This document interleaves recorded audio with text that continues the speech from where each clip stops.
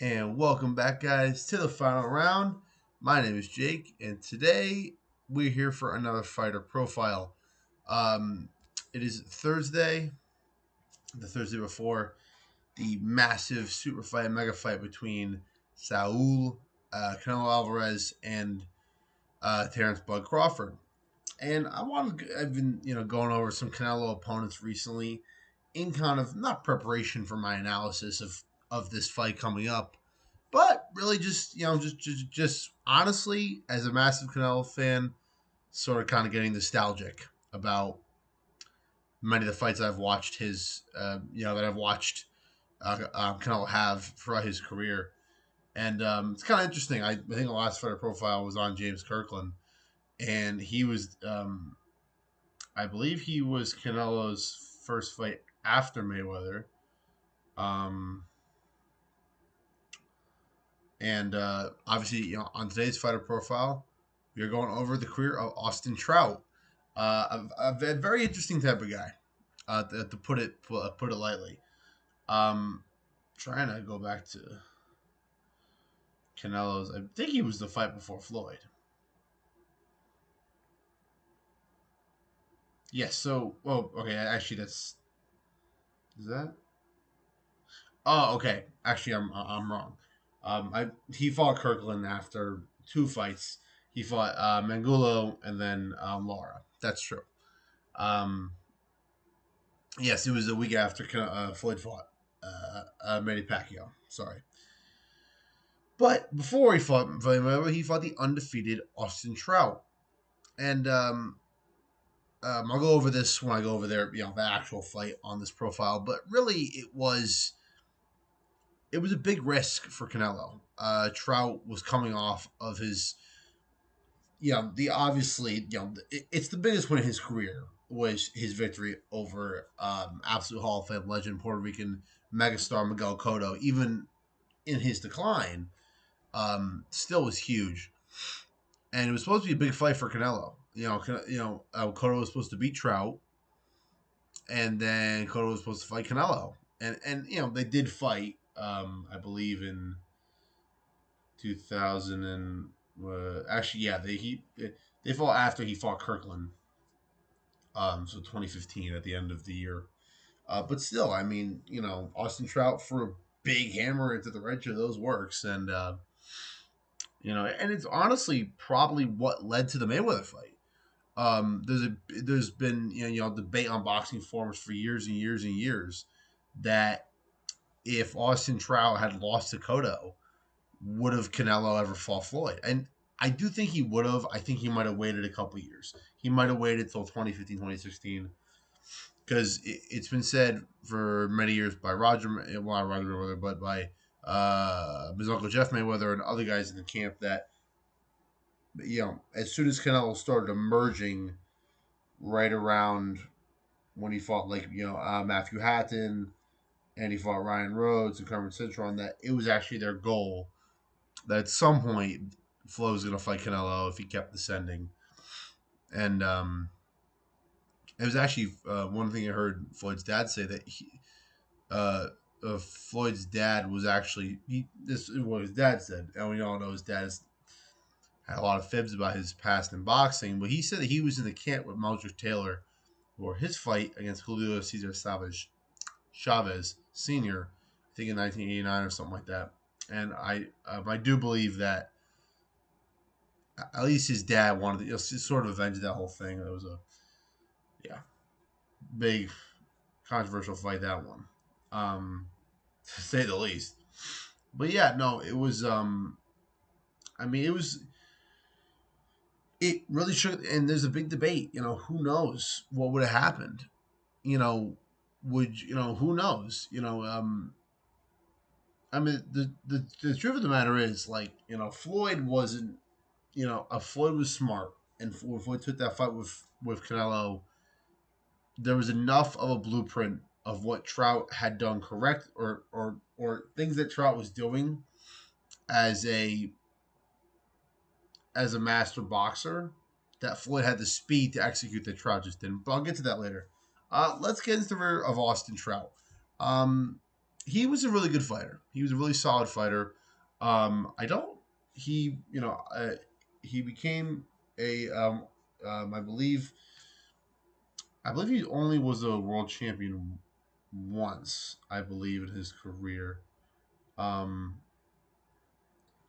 and it's actually interesting. It's actually interesting to go back and look at the career, because really, when you think about it, he it's kind of fascinating. He has a loss to both the Charlo brothers, and this is later in his career. But if you look at the guys he fought, really, he has had a lot of really good, solid fights, and he's not a gatekeeper type guy. But if you are a world level guy, you'll probably beat him, or you'll go to the distance with him, or it'll be a really close fight. He is, in my opinion, a world level fighter. He is of world level. Um, Something I really could not have said for James Kirkland, and I'll get into that why in a second with his career and his resume. In my opinion, far above. And like, if you had to compare both Canelo opponents, James Kirkland and Austin Trout, what does Kirkland have? He has power. He has strength. He can hit. Not much else. Trout sort of has everything else. Like he can get knockouts, but he was never a one punch knockout type of guy. But he really had everything else that James Kirkland didn't. Obviously, not to the nth degree, but you know what I mean. So let's get his career. So we're gonna start with the amateur portion, and I usually skip over some of my fighter profiles amateur because a lot of it's just kind of padded. But to be fully honest, I mean, I was looking back at it for this video, and he fought a lot of like interesting. He fought Venice Martarsian, um, who fought for you know he was a good fighter. He fought Triple G. He fought a number of guys. He I think he had several. Actually, had several. It's funny. He actually lost to him twice in the amateurs. It looks like. And I was looking at other names that I recognized. He I'm believing here. Yeah, he actually fought Danny Jacobs. He fought Danny Jacobs twice in the points. He actually, it's kind of funny. All the guys I'm noticing here that he sort of fought in the amateurs are guys he lost to. And he was actually someone who was really, I mean, this guy was awesome, dude. He in 2004 he went to the national championships. He won the final over a guy named Rudy Cisneros, who was never a special boxer. You might recognize the name if you've watched the channel. He did lose to Demetrius Andrade in his last pro fight by first round knockout. And he wasn't anything special, mediocre guy at best. But you know, uh, he won the national championships, and then he went to the Olympic trials. Actually, lost on points to a guy named Corey Jones, who was pretty much a fighter. And Austin Trout, he was in the Olympic trials. Lost again to Corey Jones in the final.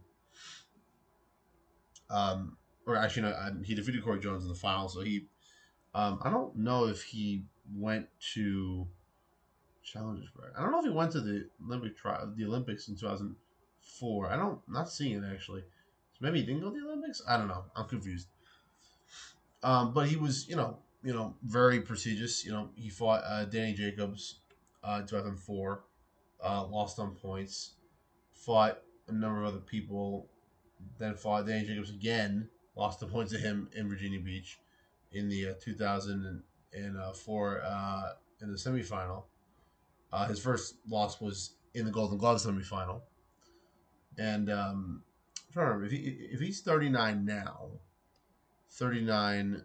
20 years ago, 2005, right? That was around how he was finishing turning pro. He'd be 19, so he was 18 when he boxed Danny Jacobs, and then and then 2005 in the 2005 US Championship semifinals, he lost on points to Demetrius Andrade. Um, and just it's just really interesting that he is he has these two former world champions, multiple division weight class champions, on um, his amateur record. So in 2005, he started his career um, with the typical easy opponent, a guy by the name of hardcore boxing fans of junior middleweight will know this guy, Justo Almazan, who was the typical Mexican tomato can that everyone crushed. Finished his career 14 wins, 45 defeats, and 5 draws. It's funny. He actually never fought again after losing to Austin Trout. That was his last fight. He fought Hector Munoz before that, who was a mid-level journeyman. So if losing to him, he's not that good, obviously. Kind of funny. His one of his fights before that point was was Tim Bradley. Kind of interesting. So he's been up there. He is the typical opponent you fight your first fight. He then had TKO by first round after that. Fought a couple, and fought a couple other people. Um, and honestly, he didn't fight anyone with a winning record until I believe he fought Raul Munoz 2007, um, who finished his career one win over 500. So complete journeyman, obviously. And he actually was racking up some good knockouts. I believe his first decision came when he fought Julio Perez 2007 after the Munoz fight. But most of these guys were mediocre guys in the southwest area. Um, Austin Trout. Bred and born in Texas. Was born in El Paso. Obviously lives in Houston. It is a staple around there. You know, true kind of Texas guy. You know what I mean? And he so after defeating, trying to see if he fought. Yeah, I'm trying to because he was fighting. He had a couple decisions, and then his first real kind of like mediocre win was against a guy named Eric Rafael Squeal, who wasn't anything good, but he was, he was 16-5-1, which was I think the best record that he had faced up to this point, maybe outside of Munoz, um, and he won it by decision. That was at the end. In 2007, he started his career in 2006 with like I think 6 fights. 2007, he had one, two, three, four, five, six fights that year. And then 2008 kept on winning fights. Defeated undefeated guy in Byron Tyson by decision. Um, and then just kept on fighting like mediocre names. And at that point, he tried to get to a point in 2009 when he really, he had been a pro for about 3 or 4 years. Uh, I really didn't seem to want to progress more than he was. But still, he is at that point racking up the wins. I believe I'm trying to think of the first guy who I like really recognize. Nelson Julio Tapia. No, he was a Colombian. Colombian lives in Slovakia. Oh, he's probably fighting there. That makes okay. But no, like he really he kept on fighting it. Her names he fought this as I mentioned this guy Mr. Julio Tapio. He fought him in Panama, who was okay type of fighter. Beat him by majority decision. Um,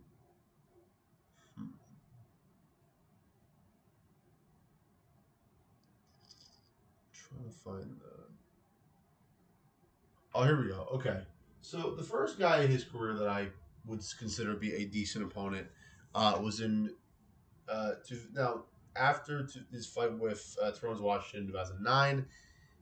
He didn't really fight for a year and a half. He didn't fight until 2011. I tried looking up why. I think it might have been some legal thing. I don't know. Maybe I think he might have an injury. I don't. I don't. I tried looking up why he was out for that long. Oh, I was not supposed to be on there. Whoopsie. And then he fought when he came back. He fought Rigoberto Alvarez, who was a decent fighter. I think at the time he was 27-2. He had just defeated Nobuhiro Ishida, who I brought up in the James Franco video because he had that massive first round knockout upset over him, and that was actually, I believe, for Ishida. That was before I think Ishida beat Kirkland, which is crazy.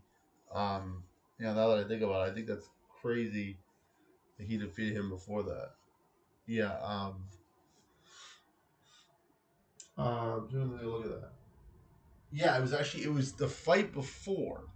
The fight before he beat Kirkland was the fight before Rigoberto lost to Trout. God, this is so interesting, so fascinating. All the intricate weaves in boxing, man, crazy.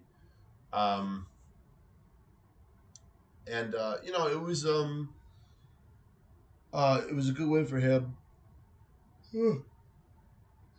Excuse me. Oh, apologies about that. Haven't got much sleep last night. I was at my girls last night. Jesus, didn't sleep well. Slept good. I slept good. And then he defeated Alvarez for 20. Who's 27-2, beat him by unanimous decision. Fought fought a pretty seasoned journeyman in David Lopez, who had fought everybody. Donovan George, Jose Zakugi. He fought pretty much everybody at that time. So he defeated David Lopez by unanimous. At this point, he hadn't had a knockout since 2009. So he's not really. But at this point, it was pretty clear that he was a boxer. He was a boxer puncher. He was not a knockout guy. And the fact that he wasn't knocking out the mid-level journeyman contender guys that he was fighting at this time. And then in 2011, at the end of the year, he gets a TKO win out of nowhere, defeating Frank Loporto. Loporto by 6 round TKO. And that was a good win for him. And then he defeated Delvin Rodriguez, who was a solid, I'd say a pretty solid Dominican type fighter. And then he's at that point in 2012. He's what was his record at the time? He was 25-0. So he beats him. He's 25-0. He's thinking, and Rodriguez, I think, was ranked I think he was ranked in the rankings at the time. I believe so. Actually, now that I'm looking at it, I don't think he ever won a world title. That's true. He never did. I kept thinking that the Dakota fight was for a title, but it actually wasn't. Huh. So he beats Delvin Rodriguez.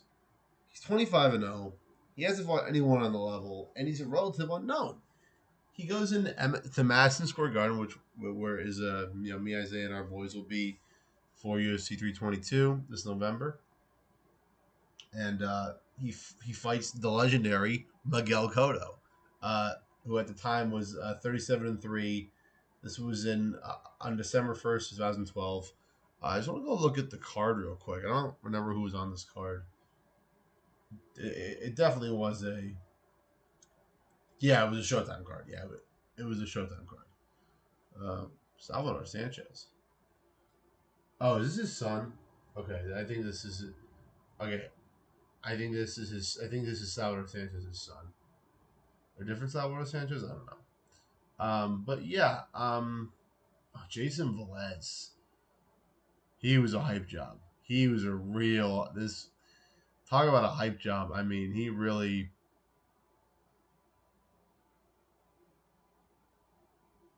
Wait, whoa, hold on. I just saw Jojo Diaz had an. Oh yeah. He fought Regis Prograis recently. Duh, and he got beat.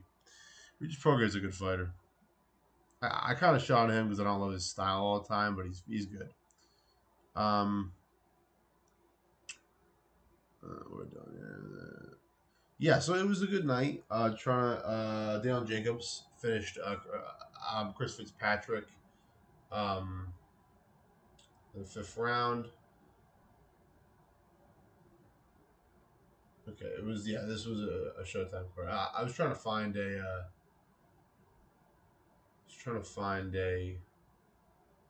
name I really knew, but not really. Besides Deion Jacobs, not really anybody I knew on there. So he fights Cotto, and going into the fight, I don't think he was really not favored. And at the time of the fight, I think Cotto was. I don't know if he was coming off of a. I'm trying to remember what point it. He finished his legendary career at 41-6, which it's a great record, man. Um, the last fight he had against Saddam Ali really shouldn't have happened. To be honest with you, man. I was pissed when that fight happened, but he was defending his super welterweight title, so I get it.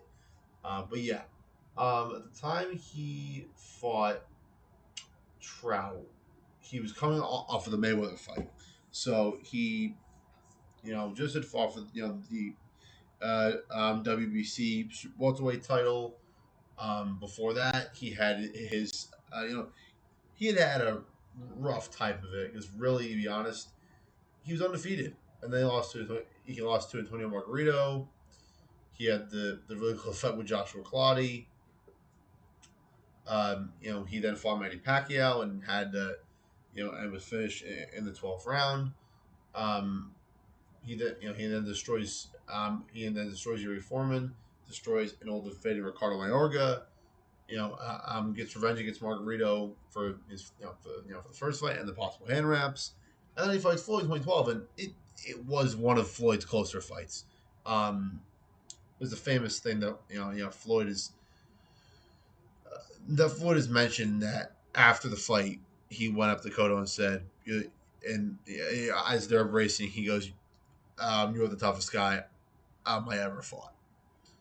And I think that, like, if you go back and watch the fight that Cotto had against Mayweather, it was closer then. And, the scorecards were 118 to 110, 117 to 111, and you'd think, oh, Floyd won easily, but at this time, Floyd was getting a lot of 119, 109s, a lot of 120, 108s, a lot of those. The fact that they scored at 117, 111 is that's giving 3 rounds to Cotto. And the thing about Cotto is when Cotto wins a round, Cotto wins a round. So those were 3 rounds Floyd lost at a time where Floyd didn't really lose rounds clearly. I remember around 6 or 7, he lost the round. Like, he got hit a lot. Because someone as Floyd's caliber to get hit by. But so at this time, he's coming off a loss, but he's come off fighting Floyd Mayweather and looking relatively good in comparison to how other guys had looked coming off of fighting Floyd. So there wasn't much chance for Austin Trout in this fight, and yet he won by unanimous decision, pretty much on the same scorecards that Floyd had against him. He won on one card 119 to 109, and the other two were 117 1. I want you to guess who the judge would score one, because I've gone back and I watched this fight. There's no way this scorecard should be 115 113. It should be 7-5. I think that Trout won the fight. It was close. He won 7-5, maybe 8-4. I want you to guess who scored this fight 119 109. Oh, you don't know? Adelaide Bird. Bitch. Bitch. She just ruins boxing. Can I click on her name and yell at her? Oh, her picture's on BoxRec. Her picture, she's still active. She still does fights. Oh my god, she's doing Power Slap? She's doing Power Slap? Are you kidding me? She's doing Power Slap judging.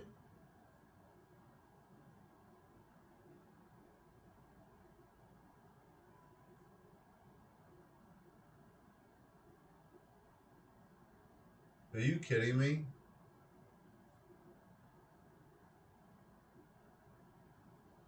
She's doing. Oh my! Sorry, guys. I got a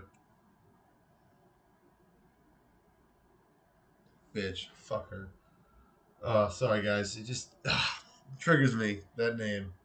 So he defeats Miguel Cotto with a massive win, and it's holy shit. And there's a clip of Canelo in the crowd, and Canelo's like, "Yeah, I hope Cotto wins because as a but he's like, I want to fight." Like his look is like, I want to fight them. So the Mexican, um, the Mexican Puerto Rican rivalry, and it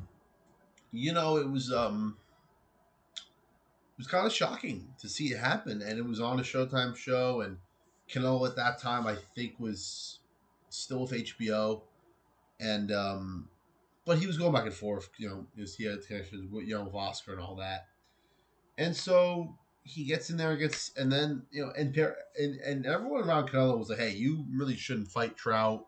You're still kind of young. Let's not risk anything. Canelo's 22.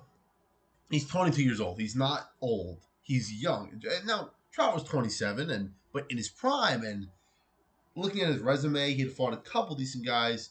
Delvin Rodriguez, David Lopez, a couple of guys, but no one near the level of Cotto. When he beat Cotto, it was like, oh my god, he's good. Now we have to take into account that this is at a point where people weren't sure if Cotto was on the climb. He was 32. He was not like old. He's at the, but looking back on it, I think the Floyd fight and this fight were sort of the end of Cotto's prime. I'm not saying he peaked early. I'm just saying that he had a. I'm not saying he wasn't in his prime. I think that the Pacquiao fight was in the midst of his prime. That's why it was a great fight. Um, but I do believe that this fight, I'd say, was probably at the end. Was probably the end of. Cotto still in his prime at the end of his prime. Whereas Trout was just coming into his prime, really. And it was, wow, he's 27 years old. He's 26-0. He's really good. And Canelo at the time was 41-0-1 and undefeated and 22 years old. And really, people saying that he shouldn't fight Canelo or Canelo shouldn't fight him were correct. And then the fight happens and Canelo proves everything and then some. And honestly, it was the best performance that Canelo had up until that point. Trout really just never got going. He struggled. He. I think the thing that Cotto struggled with throughout his career was if you were able to get him in close, and if you're able to kind of get him against the ropes and land a quick combo here and there, you could retreat. Now, what Margarito did in the first fight, even though he had the gloves, even Cotto was winning the rounds, he was still pinning against the ropes and throwing shots.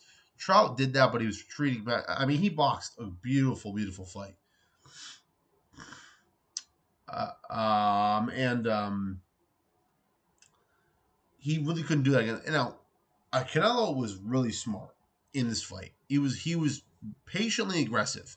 He waited a couple rounds. He didn't he didn't let it go out of crazy reach. And you know looking at it at the time, I believe that the first couple rounds, the first rounds 1 through 4 were pretty close rounds. I think Trout probably won them, but rounds 5 through 9 were all pretty much Canelo. Um, yeah, it was um, and it was a dominant decision for Canelo Alvarez. In the 7th round, he caught Trout with a beautiful shot, and he dropped him. And it was the first time Trout had ever been down in his career, and he recovered well. He boxed good around 8. He actually fought a really good round in round 10, stayed away and used his distance, and was actually doing really good to the body. But as we know with Canelo, he is a Mexican piece of iron. You cannot hurt them, and everything that Trout did to try to to throw awkward counters to get him off, and nothing was working for him. Um, and he tried his best, but nothing was working for him. And he just got outclassed, and it proved two things. It proved that Cotto is still good, but he needs a dance partner. Someone who's going to trade with him. Trout didn't trade. Trout moved away, and Trout, boxed brilliantly. Um, Eventually, when Canelo fought, Canelo fought Cotto, he fought him in in more of that kind of aggressive to aggressive style, which made it a better fight. Not that the fight that Trout had against Cotto was bad. It wasn't a bad fight. It was just more tactical and technical. Um, and so Austin Trout suffers the first loss of his pro career. Um, and then, really after that, his career stayed good. He then fought in the Barclays Center in December of that year against Arislandi Lara, who himself was a very very good fighter. It, it's a guy who I would love to make a video about, but he's still fighting. He just beat Danny Garcia by by finish last year. So he's a great fighter. But he loses the fight to Lara, which was actually like as good of a boxer as Trout is, he's more of a kind of he's a boxer puncher. Lara is a master boxer, and Lara outboxed him perfectly. He actually dropped Trout in the 11th with a beautiful shot, and Trout went from 27 and up, 26 and up, 26 and 2. He got back in the ring against Dale Dawson. It wasn't good because Trout got dropped bad in round 3. He did, knock down Dawson in round 8, but besides that, he clearly won the fight easily. He then had a couple other finish wins. He then got to, he had a fight against Joey Hernandez, who was a mediocre guy at this time, beat him. And then he gets into a fight with a guy who's still undefeated, by the way, Jamal Charlo. Now, this is not Jermel. This is Jamal Charlo. He fought Benavidez? What the hell?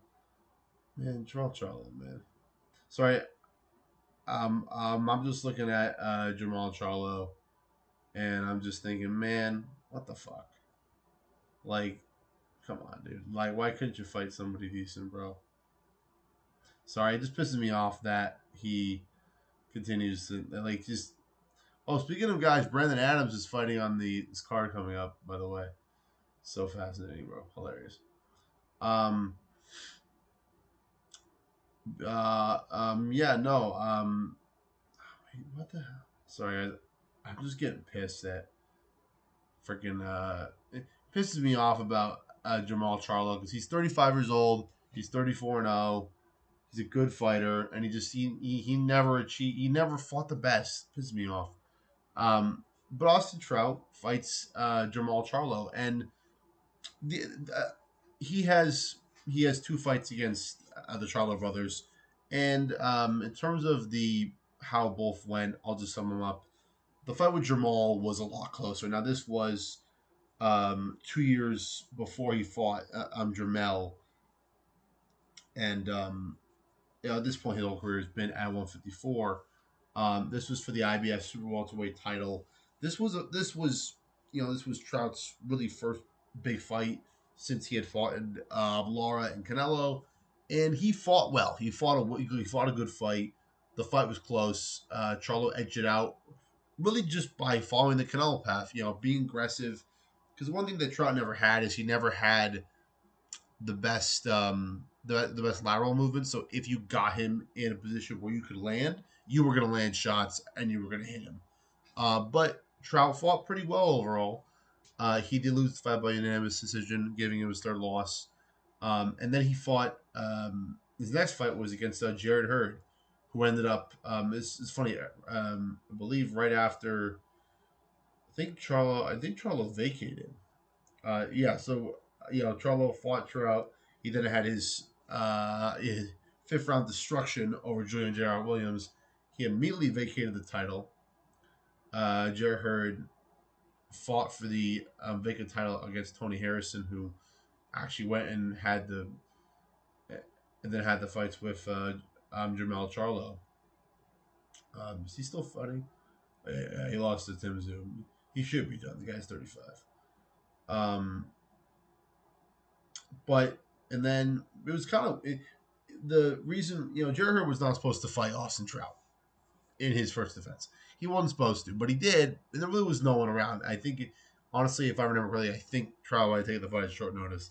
I don't remember, but it was a year and a half later. Um, Trout hadn't fought in a year and a half, and considering he hadn't fought in a year and a half and it's coming off a loss, he fought pretty well. I thought he considering everything that he was coming off of a loss, he hadn't fought recently. He looked kind of slow at times. This was the point where Trout looked like he was 32, but he looked 35. Like I remember after the fight, I'll get rid of the Canelo. I'll keep it up there. He looked 35 years old. He was 32, but he looked 35. Jarrett Hurd at the time was young, powerful, big, strong. He was 27 years old. Um, and it was, I mean, I think it was hard for him because he was doing sort of well in some of the rounds, but it just got to him, and it really for after round 12. I'm really glad that his corner stopped the fight. Um, it was a smart decision. Jarrett Hurd was 20-0, undefeated. Things were not going well. I remember the time watching the fight. I'm pretty sure it was pretty sure it was a Showtime card. It was a Showtime card. And that was actually the night that Jermell Charlo knocked out Harrison Lubin in the first round, which was great. Because I actually won a ton of money on that at the time. I was betting as a 16-year-old guy, but whatever. Actually, the night where Arizona Lara defeated Terrell Gausha by decision, and yeah. So after losing to Jared Hurd, he takes sort of like 6 months, 7 months to take off. Gets back in there, fights at home in El Paso, gets a win over Monty Angel. And then 2018, he's right back to the title picture as he fights Jermell Charlo. And this fight wasn't as close. Jermell was a lot smarter. It was clear at this point that Trout had, if he had lost a step after the Jamal and the Jared Hurd fights, he clearly lost a step here. He lost 2 or 3 steps, and it wasn't really close. Trout got dropped bad around 3. Round 9, he got dropped again. Um, it's just unfortunate because Jamal was 30-0, and Trout kind of started good in the fight, and then it just as the fight went on, and even though he got dropped twice, Trout boxed great down. Like the last 2 or 3 rounds, Trout boxed great. He boxed. I remember watching the fight going, he might have a chance at this. The rounds were overall really close. Trout won. Like I remember watching I think he got dropped round 9, but the last 2 rounds, Trout won pretty clearly. So I remember watching it going, because the first couple rounds were sort of close. Obviously, round 3 he got knocked down, but I remember round 6, round 7 were also close. Round 8 was kind of close. They were close rounds, and Charlo won by majority decision on one judge scored a draw, which was close. It was a close fight, and it was close. Even though he got dropped, those 2 knockdowns were not flash knockdowns, good knockdowns, but they weren't like Trout was really really hurt. But and then after that, he fought Terrell Gausha, above average, world level contender. He had a draw against him. That was about a year later in 2019, and then he kind of finished the end of his career. He really kind of went to not the drawing board, but really kind of went back to mid to low level, you know, sort of journeyman level. I mean, he went and he boxed a bunch of other people. He didn't, he didn't really have any real like big names out that. I mean, to be honest, he really just didn't have any other big fights. I mean, trying to remember. I think he had one more. I was trying to think if he had one more like Showtime show. I don't think he did. Now that I'm thinking about it, he fought Alejandro Davila. He fought him and Anthony Sims Jr. Whatever this. He's a good fighter. He's a fight anymore, but he was good. Um, but yeah, he had some wins, couple decisions, couple. Actually, he just had one finish really, and then had a bunch of decisions. Um, he beat Jose Sanchez Charles by decision. That was for the Texas Sports Compro. I don't know some the welterweight title in Texas, and yeah, and then his fight. It's funny, his entire career was at 154, and then in his last fight in 2023 against Omir Rodriguez, he at 160 he wins by decision. Who was a mediocre journeyman guy who's actually he's a crushed candidate. He's a 15-29, but um that's pretty much the career of Austin Trout. He just never really got back to really after the first fight with Charlo, because up to that point he could have resurrected his career and probably still been around today. He is 39 now. At the time he lost to Jermel, I want to say, let's see, he was 30, still 32. How can that be possible? Oh yeah, okay. His birthday was when is his birthday? Sorry guys, trying to figure this shit out. Uh,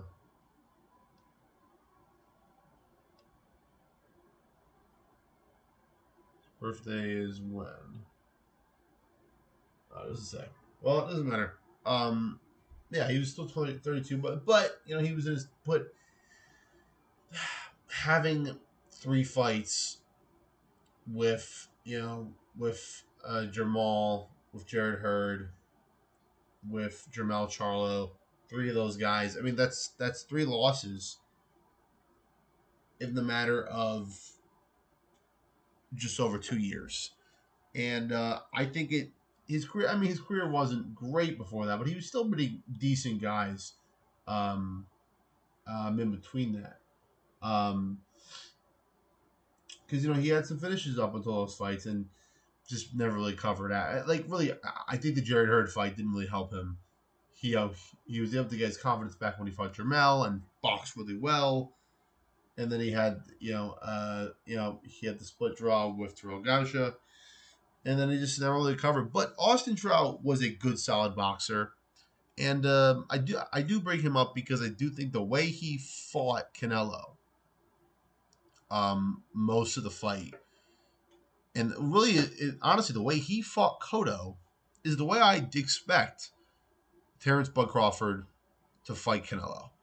Because I think, and I don't know why I'm saying this, but I think that Canelo is kind of looking how Cotto looked in his early to mid 30s. I believe, if I'm correct about Canelo, I think he's 30, 35 years old. He's been for a lot of fights. He's 63 2-2, and I do think that the way Trout fought. Now, obviously, if I'm correct, I don't think Terrence Crawford is. He's older. Is he? I'm trying to see how old he is. Uh, Weird. Why is not telling me he's. Sorry, I'm trying to figure out.